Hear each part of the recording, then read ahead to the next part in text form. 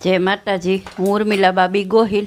आज आपड़ा दरबारी स्पेशल वड़ी घरे बनावेली ते वड़ीनुं शाक करशुं।